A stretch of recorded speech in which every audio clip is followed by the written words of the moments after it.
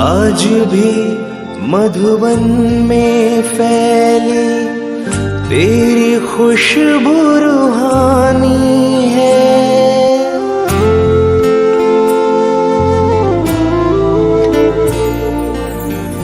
यादें वो सुहानी है, आए याद पुरानी है। आज भी मधुबन में फैली तेरी खुशबू रूहानी है।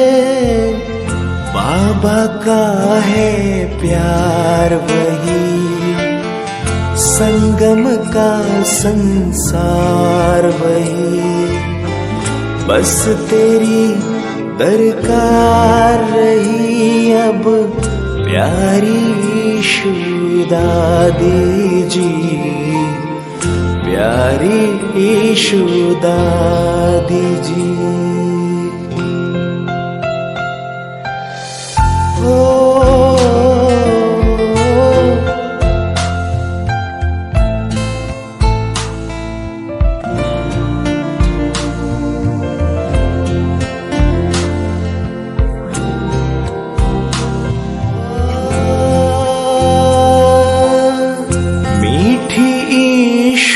दादी जी यज्ञ की आदि रतन, यज्ञ धन संभालने को बाबा की भरोसेमंद।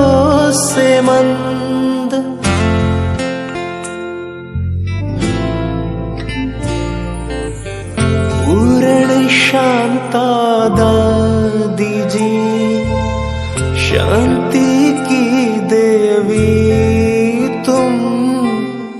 अंतर्मुखी रह कर भी दादी सदा सुखी रही तुम। तेरा वो हंसना बहलना, दादियों संग प्यार करना। आंखें भर भर आती हमारी प्यारी ईशु दादी जी, प्यारी ईशु दादी जी।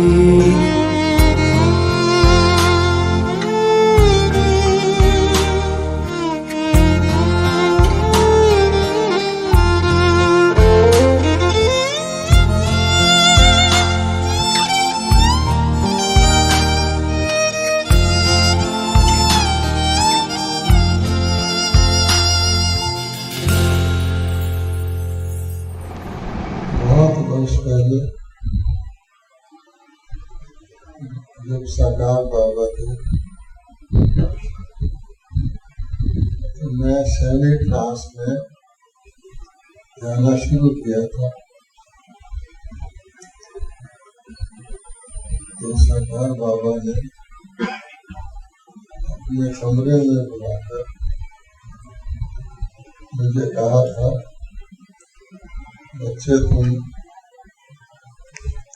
ज्ञानी आत्मा हो, तुम क्लास में नहीं जाओ। उसके बाद मैं अपनी तरफ से कभी क्लास में नहीं गया, सैनिक क्लास को दबा दिया। फिर भी हमारे सेंटर में मोहिनी बहन, जो आप जानते हैं दादी के साथ, वो रहती थी। कभी कभी वो किसी और शहर में गुरुवार के दिन होती थी। उस दिन मैं बैठ जाता था भोग लगाने और बनाता भी था। तो कभी कभी बाबा मुझे अव्यक्त वतन में जैसे भोग मैं दे रहा हूँ बाबा को, करा रहा हूँ, इस प्रकार का दृश्य दिखाई देता। फिर मैं विदेशों में भी जब जाता था तो इनको शायद किसी ने कह दिया था कि ट्रांस में जाता है, तो वहाँ क्योंकि भाई बहन बहुत उत्सुक होते हैं, तो वहाँ भी कभी कभी भोग में बैठ जाता था। और एक आध सीन बाबा मुझे हल्का सा दिखा देते थे या वहाँ की कोई बात बता देते थे विशेषता, वो मैं सुना देता। तो आज भी बहनों ने कहा, मैंने बोला मैं क्लास में नहीं जाता हूँ, उन्होंने बोला मिलजुल कर भोग लगाएंगे, आप बैठ जाओ। ईशु दादी से हमारा हुआ अति पुराना भी संबंध है, क्योंकि सरकार बाबा के दिनों में जिस कुर्सी पर बाबा बैठते थे और कुछ बातचीत करते थे या लिखवाते थे, वहीं उनका टेबल होता था। अनेक बातें साथ हमारी बैठी हैं और अंत के दिनों में जैसे कोई फ्रेंड होता है ना, गोप गोपियां सखा होता है, ईशी दादी बहुत हल्की हो गई थी। उसी रूप से मैंने देखा वो हमारे साथ जहाँ भी छोटा मोटा पाठ होता था। आज बाबा ने मुझे एक बात ही दिखाई। ईशु दादी तो बैठी थी बच्चे की तरह, बाबा ने कहा ये बच्ची जो है बहुत कम आत्माएं हैं जो यज्ञ में ही रही। बाबा ने हर एक आत्मा को यज्ञ से बाहर अपना भाग्य बनाने के लिए, सेवा करने के लिए भेजा। हमने खुद देखा कि कई बहनें जब बाबा भेजते थे तो अति स्नेही होने के कारण जाना नहीं चाहती थी। संदेशी दादी का मुझे अच्छी तरह याद है, लेकिन जब वो चली जाती थी, सेवा में लग जाती थी, तो उनको खुशी होती थी।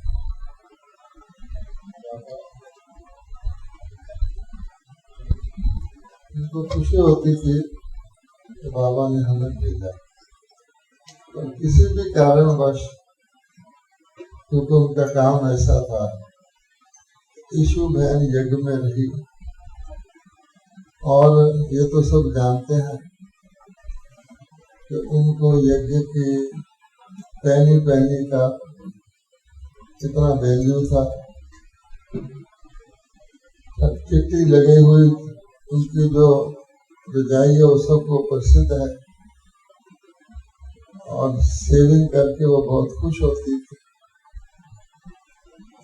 तो बाबा ने उनको अपने पास ही रखा। और समीपता का भी आप जानते हैं बहुत लाभ होता है। समीपता से ऑटोमेटिकली गुण धारण हो जाते हैं, इंसान का रंग लगता है, तो आत्मा को समानता या संपर्कता की आसानी रहती है। तो बाबा ने मुझे कहा, ईशु दादी का हाथ देखो। कभी कभी मैं हाथ ऐसे शौकिया तौर पे देखता हूँ, तो बाबा ने दिखाया कि उसके हाथ में जो माउंट होते हैं ना, उभरे हुए, तो सारे माउंट खुद उभरे हुए थे।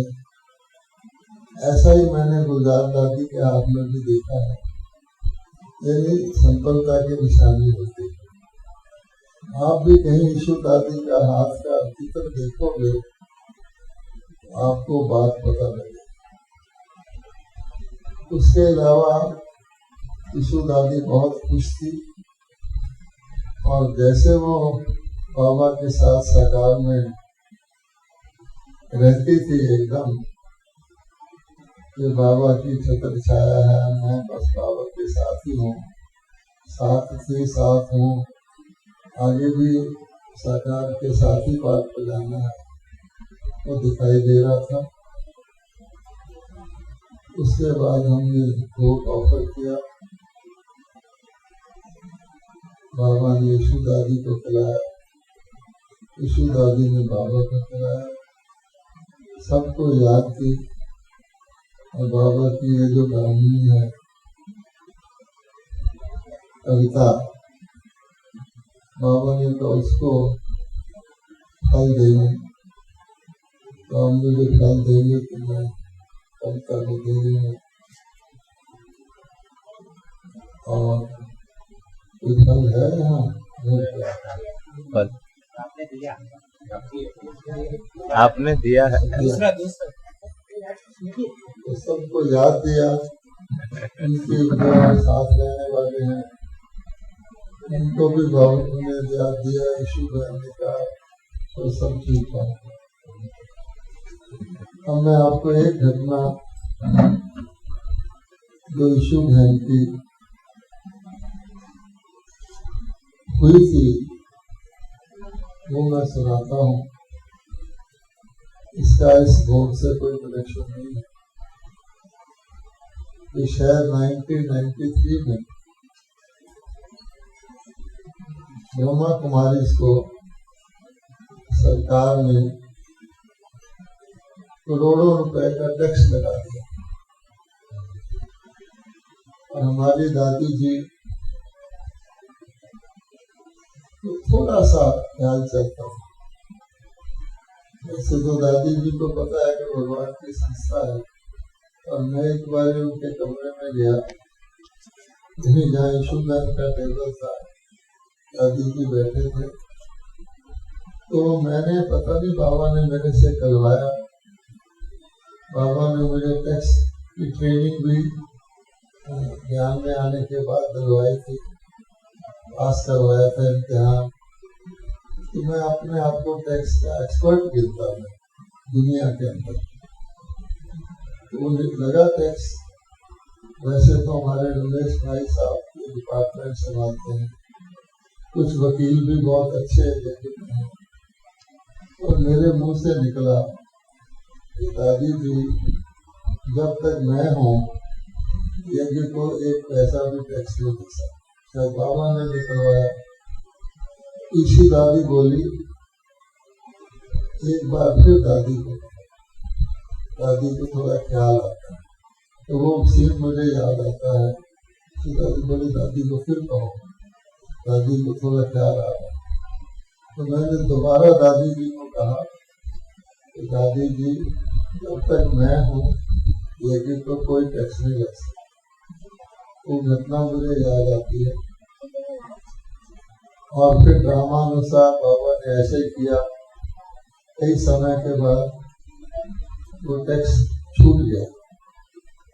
जिस दिन छूटा तो मैंने सोचा दादी काशमणी जी को जाकर सुनाता हूँ। तो उस समय दादी जी ग्लोबल हॉस्पिटल में एडमिट थे, तो मैं खुशी खुशी गया कि दादी को बहुत खुशी होगी, हफ्ता हो जाएंगे। तो वहाँ एक बहन नर्स बैठी थी, दी गई थी वो, तो मैंने कहा मैंने दादी से जल्दी से मिलना। उसने कहा दादी सो रही। तो मैंने कहा दादी खुश होगी, दादी को मिलना है। उसने कहा पर दादी सो रही। तो मैंने दादी के कमरे में जाके बहुत जोर का संकल्प किया, क्योंकि मुझे पता था दादी के ऊपर से बोझ हल्का होगा, दादी ऐसे करके जा। फिर मैंने धीरे धीरे दादी को सुनाया। दादी इतनी खुश हुई गरी, क्योंकि मन में ये संकल्प रहता था। उसने मेरा सिर अपने यहाँ रखा, बच्चे की तरह प्यार किया। वो चीज भी मुझे याद आता है। और यीशु बहन कैसे रोज अपने ऑफिस से रोज चल के गोलक भाई के ऑफिस में जो भी यज्ञ को मिलता था मैंने देखा धीरे धीरे धीरे जाती थी और यहाँ हमारा पानी का टैंक बनाया, वहाँ से जाकर के पैदल उसके ऑफिस में जाके जैसे उसकी एक बाबा ने ड्यूटी लगाई हुई जज में देना और घूमते हो, ऐसी हमारी इशू दादी थी। और बाबा की उनको जरूर आगे अच्छा ही पाठ किया है तो हम जानते हैं। तो आज हम सब इस चीज को उनकी जो स्मृतियाँ हैं तो याद करें कि जैसे अन्य दादी हैं, ईशु दादी भी एक दादी थी, आदि रत्नों में थी और अपने तौर पर उसने जो बाबा ने पाठ किया बहुत ही कुशलता पूर्वक उसको बजाया और उनको देखकर हम यज्ञ वालों के अंदर भी इकोनॉमी का संस्कार नेचुरली जागता था, तो वो खुद इकोनॉमी का।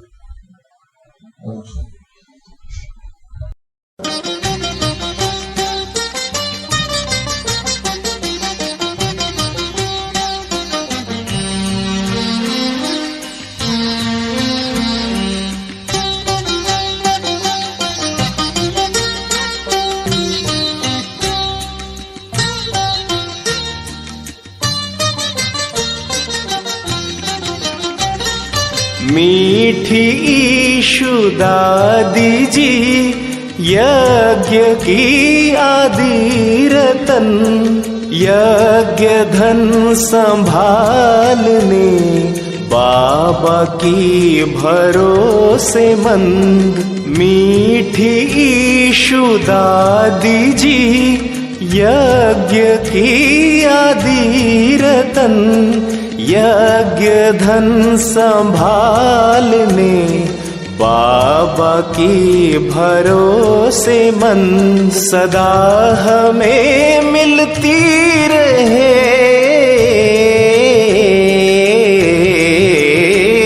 सदा हमें मिलती रहे यूं आपकी ये पालना।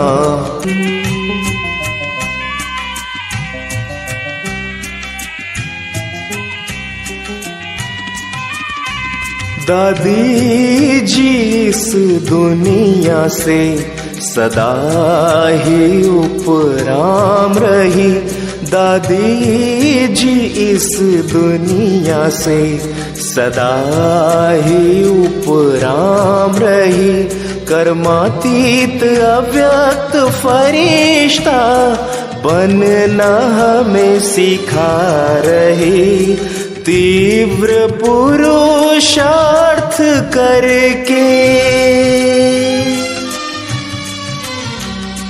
तीव्र पुरुषार्थ करके दादी जी सा बनना है।